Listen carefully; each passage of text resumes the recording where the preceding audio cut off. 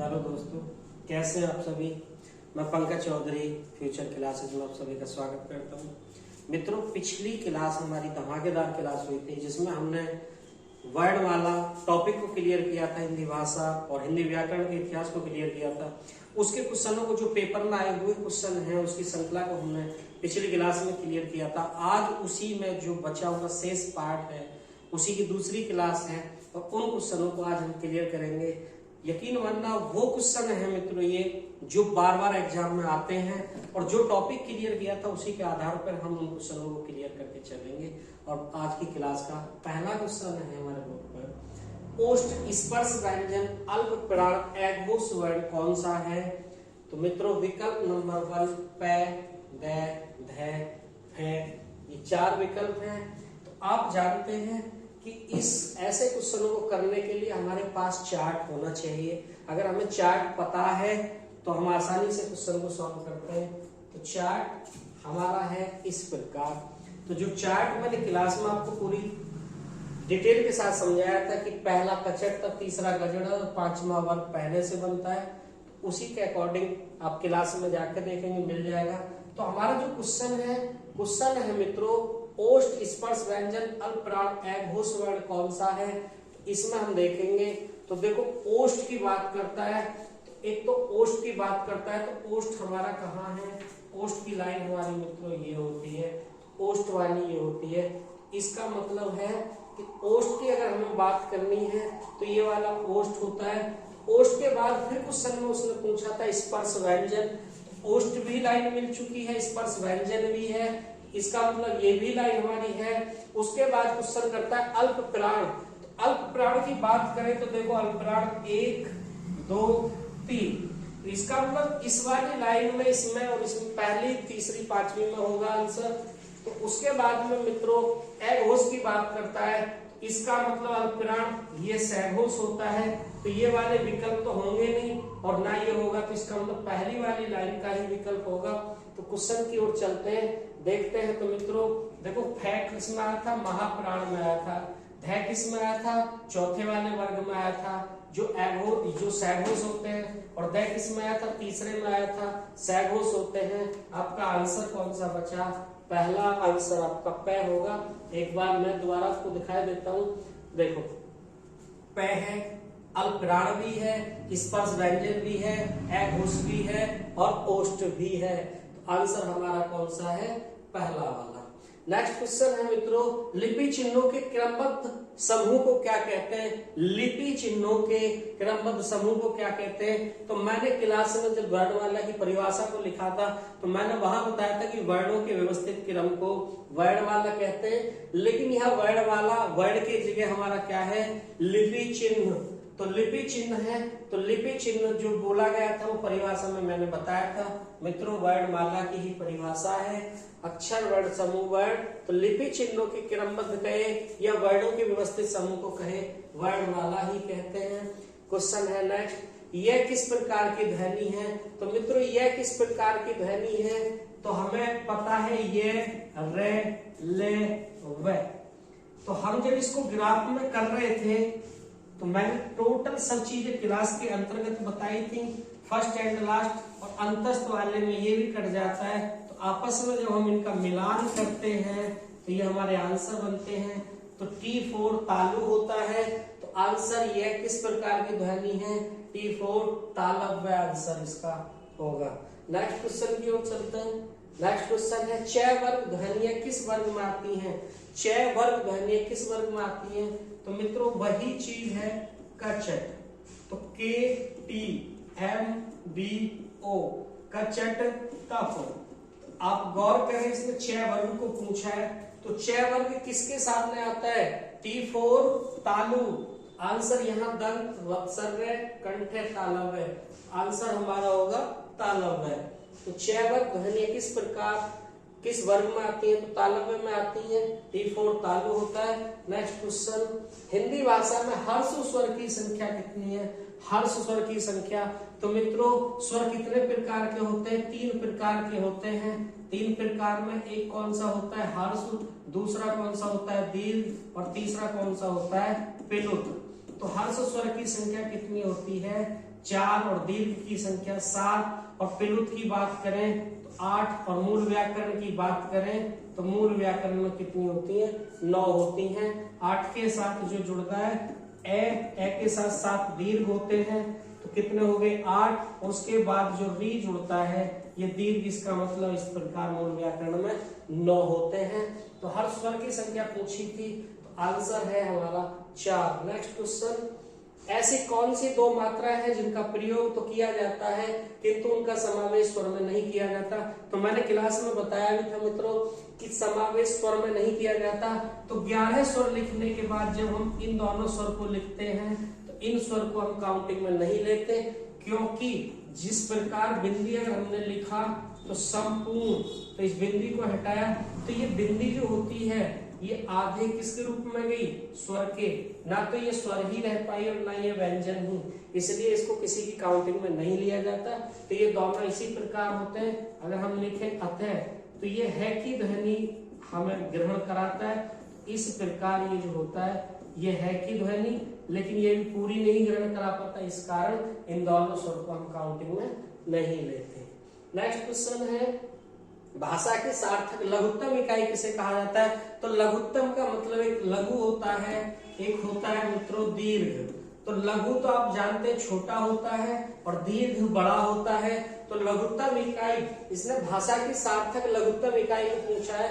तो सार्थक लघुत्तम इकाई कितनी थी भाषा की 3 थी। कौन कौन सी थी, वर्ड थी, शब्द थी और वाक्य थी। जिस किसी को ये चीज नहीं पता हो तो मित्रों पीछे डिस्क्रिप्शन में लिंक है, तो वहां से क्लास को आप देखेंगे तो इन सब चीज के बारे में वहां मिलेगा। तो सबसे छोटी की बात करता है तो सबसे छोटी वर्ण होगी। नेक्स्ट क्वेश्चन है, स्वर तंत्रियों के आधार पर व्यंजनों को कितने वर्गों में बांटा गया है। स्वर तंत्रियों के आधार पर कितने वर्गों में बांटा गया है। तो स्वर तंत्री की अगर हम बात करें तो मित्रों एक तो होती है अघोष और एक होती है संघोष या घोष, ये एक ही चीज है संघोष। तो ये होता है कम कंपन और ये इससे अधिक कंपन। तो ये हमारी कौन सी हो गई तंत्रिकाएं हो गई, स्वर तंत्रिकाएं। तो कितनी हो गई 1 और 1 2। तो व्यंजनों कितने वर्गों में बांटा गया 2। नेक्स्ट क्वेश्चन है, किस समूह में सभी स्वर दीर्घ हैं। तो मित्रों दीर्घ की बात करता है तो दीर्घ की बात करें तो अगर हम इसमें हर्ष छोड़ दें तो हर्ष में आप देखें जैसे ए है, ए छोटी ई छोटा ऊ और री, इन चारों को छोड़ दें तो देखो इसमें ए है, इसमें री है, इसमें भी री है, इसका मतलब इसमें बड़ी ई एडी एन खोखली और आंसर हमारा कौन सा होगा फर्स्ट आंसर होगा।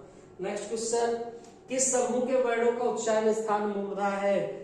किस समूह के वर्णों का उच्चारण स्थान, ये क्या पूछता है मूर्धा। मूर्धा का मतलब पूछता है एम वाला पूछता है। एम वाला जब ये पूछेगा तो आपको पता है कि जब हम एम वाला करेंगे तो KTMDO, तो वही कचट तप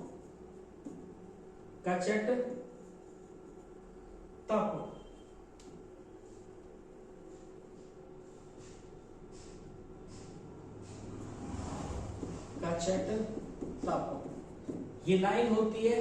तो इसमें किस वर्ग में मूर्धा है, तो मूर्धा की बात करता है। इसमें मित्रों बहुत कुछ इसने दिया है डिटेल के साथ। तो हम बात करें मूर्धा, तो मूर्धा में हम इस लाइन को उठाते हैं टे ठे डे और अड़े, ये वाली हमारी मूर्धा है। तो सबसे पहले हम चेक करेंगे मूर्धा इसमें कौन कौन सी है। देखो इसमें टे भी है ठे भी है, तो टे और ठे, इसमें री और से, लेकिन यहाँ फिलहाल में आपको इस ग्राफ में नहीं मिलेंगे। यहाँ इसमें से ये नहीं है, ये नहीं है, ये भी नहीं है और इसमें ये भी नहीं है। तो ये आपके कटते जा रहे हैं। तो इसका मतलब आंसर तो हमारा बचेगा वो यही बचेगा। और जब हम करेंगे तीनों से और है, तो मैंने बताया भी था KTMDO, तो फर्स्ट एंड लास्ट कटता है, बाकी तीनों का मिलान होता है। तो ये से भी हमारा क्या है मूर्धा। तो ये हमारा आंसर राइट कौन सा होगा, दूसरा आंसर हमारा राइट होगा। नेक्स्ट क्वेश्चन है हिंदी में अल्पप्राण वर्णों की संख्या कितनी होती है? तो मित्रों अल्पप्राण, अल्प का मतलब होता है थोड़े से प्राण, और थोड़े से प्राण का मतलब है कि थोड़ी का मतलब शून्य किसके साथ में है? 3 के। तो यही हमारा 30 जो होगा ये हमारा अल्पप्राण होगा। और दूसरे तरीके से अगर हम इसे याद करें एघोष और अल्पप्राण, देखो 2 है, ये ऐसे ही बना हुआ है, तो ऐसे मतलब 31 नंबर बन रहा है, या तो आंसर ये होगा या कुछ और होगा। तो इनमें दोनों में कंपेयर जब हम करते हैं तो हम ये सोचते हैं कि एघोष, घोष देता है तो स्टार्टिंग करता है, और प्राण अल्प का मतलब शून्य की ओर जाता है। तो 30 आंसर हमारा राइट होगा। नेक्स्ट क्वेश्चन है ओष्ठ अल्पप्राण घोष वर्ण का उदाहरण कौन सा है? ओष्ठ अल्पप्राण घोष वर्ण का उदाहरण कौन सा है? तो जब हम देखेंगे ओष्ठ भी हमें देखना है, अल्पप्राण भी देखना है, घोष भी देखना है। इसमें मित्रों हम देखते हैं कि जो हमारा होगा ओष्ठ अल्पप्राण, ओष्ठ देखो ये है, अल्पप्राण की बात करता है 1, 2 और 3। तो अब हम क्वेश्चन को देखते हैं, क्वेश्चन क्या है? ओष्ठ अल्पप्राण घोष, ओष्ठ अल्पप्राण घोष की अगर हम बात करेंगे अल्पप्राण, तो सबसे पहला वाला वर्ग अल्पप्राण होता है, और तीसरा वाला वर्ग हमारा ये भी अल्पप्राण होता है, और 5वां वर्ग भी हमारा अल्पप्राण होता है। लेकिन ये हमारा कौन सा है? चौथा वर्ग है, और ये कौन सा है? हमारा दूसरा।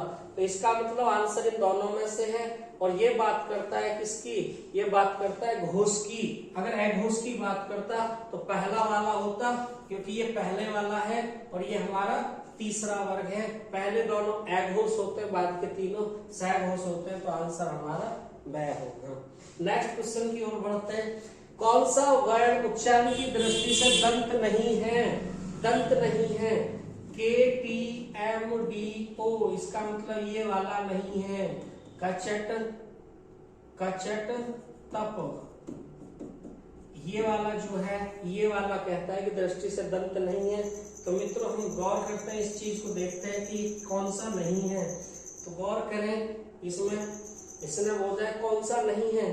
तो देखो कौन सा वर्ड उच्चारण की दृष्टि से दंत नहीं है?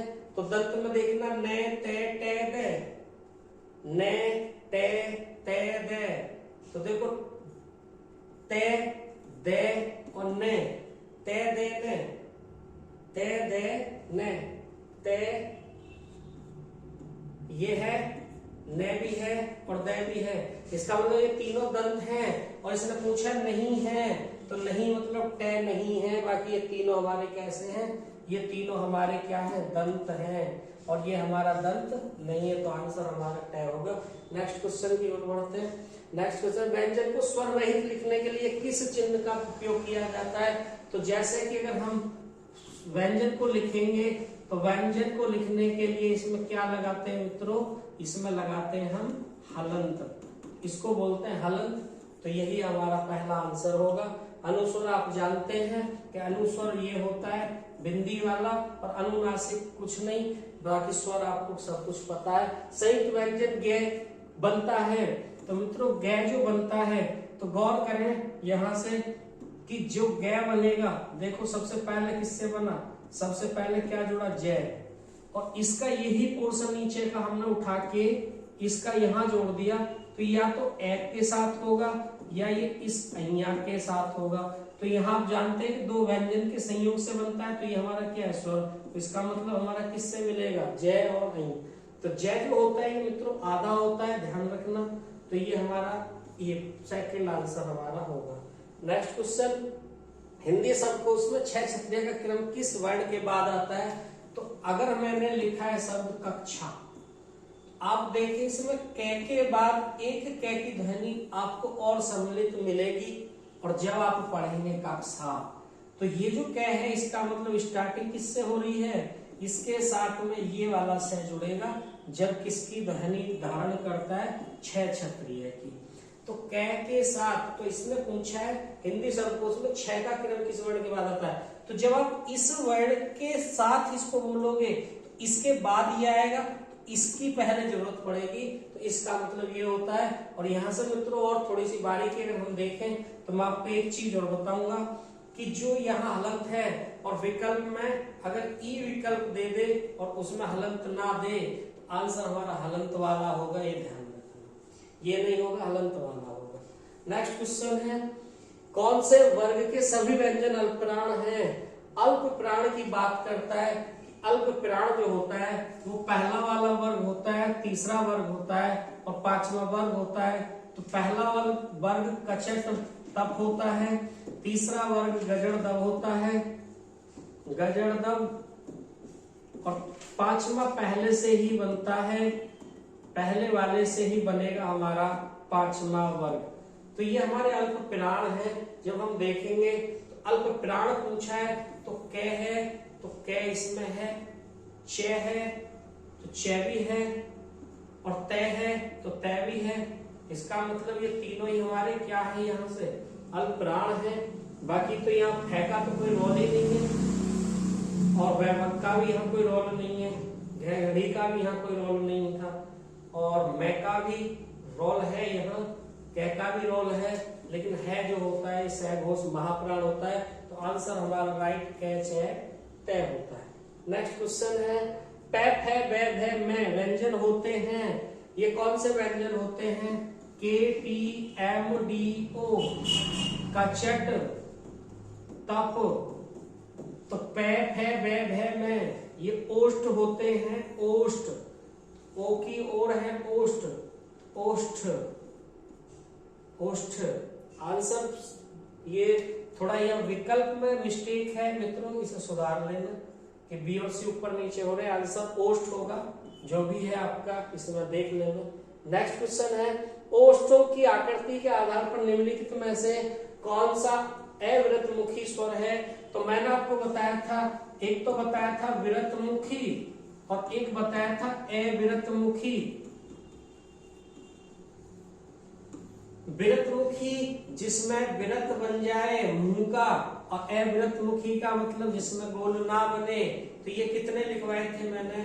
ये आपके लिखवाए थे 4। कितने लिखवाए थे? 4। छोटा ऊ, बड़ा ऊ, ओखली, औरत, और एक इसमें और होता है जो विदेशी होता है। तो मिलकर ये हमारे कितने हो गए? 5 होते हैं। तो इसमें अविरतमुखी स्वर है, तो देखो छोटा ऊ, बड़ा ऊ, ओ, बाकी आपकी ई बची, ई आपका क्या होगा? अविरतमुखी होगा। नेक्स्ट क्वेश्चन है, मात्रा के आधार पर स्वर कितने प्रकार के होते हैं? तो मात्रा एक मात्रिक, द्विमात्रिक और त्रिमात्रिक, क्योंकि हर्ष स्वर एक मात्रिक, दीर्घ स्वर 2 मात्रिक और प्लस स्वर 3 मात्रिक। तो मात्रा के आधार पर कितने स्वर होंगे? 3 होंगे। नेक्स्ट क्वेश्चन है, वर्णमाला में स्पर्श व्यंजनों की संख्या कितनी होती है? तो स्पर्श व्यंजन आप जानते हैं मित्रों 25 होते हैं। कैसे लेके मैं तक के जो वर्ण होते हैं 5, 10, 15, 20 और 5, 25, ये जो होते हैं कैसे शुरू होते हैं? दूसरा वर्ग, तीसरा, चौथा, पांचवा। तो ये कैसे लेके मैं तक के कितने होते हैं? 25 वर्ण होते हैं। नेक्स्ट मित्रों, ये थे आज के हमारे क्वेश्चन, और ऐसे ही हम अगली क्लास में जो हम टॉपिक क्लियर करेंगे, तो ऐसे ही टॉपिक को क्लियर करने के बाद हम एक धमाकेदार क्वेश्चनों की श्रृंखला देंगे, और ऐसे ही आपके हर टॉपिक को क्लियर कराएंगे। और हमारी क्लास में जो क्वेश्चन है ये आए हुए रिपीटेड क्वेश्चन है, बार बार एग्जाम में यही क्वेश्चन आते हैं, इसलिए क्लास को पूरा देखें, ध्यान से देखें, हर टॉपिक को क्लियर करें, उसके बाद क्वेश्चन का रिवाइज करें और अपनी तैयारी को भी परखें कि तैयारी कितनी है और किस प्रकार से तैयारी है। मिलेंगे अगली क्लास में।